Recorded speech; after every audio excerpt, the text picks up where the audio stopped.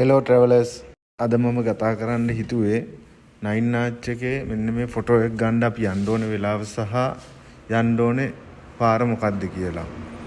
ඇත්තටම මේ නයින් ආච් එකට යන්න ක්‍රම දෙකක් තියෙනවා. පළවෙනි ක්‍රමය තමයි 98 acres හොටෙල් එකට කලින් තියෙන දේවාලය ළඟින් පල්ලෙහාට යන එක. ඒකට සාමාන්‍යයෙන් විනාඩි 45ක් පැයක් අතර කාලයක් පයින් යන්න ඕනේ සාමාන්‍ය පුද්ගලයෙකුට. එහෙම නැත්නම් අපිට පුළුවන් ඇල්ල ටවුන් එකෙන් ටුක් ටුක් එකක් හය කරලා කෙලින්ම නයින් ආච් බීච් එක උඩට යන්න.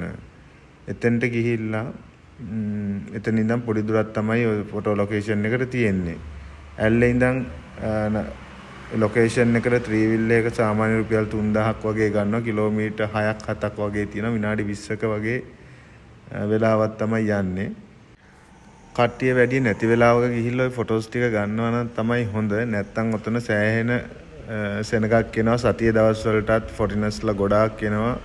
වීකෙන්ඩ්ස් වලට නම් ඔතන ෆොටෝ එකක් ගන්න තියා හිතන්නවත් බෑ. එමින්ද සාමාන්‍ය උදේ 6ට වගේ එල්ල ටවුන් එකෙන් පිටත් වුණොත් අපිට 6:20 වෙද්දී බීච් එක ළඟට යන්න පුළුවන්.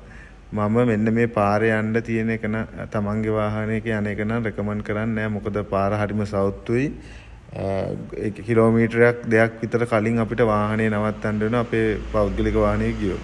ඒ වෙලාවෙද්දි ගියොත් එහෙම අපිට මේ ලස්සන ට්‍රේන් එක සාමාන්‍යයෙන් 6:35 40 වගේ වෙද්දි බලා ගන්න පුළුවන්.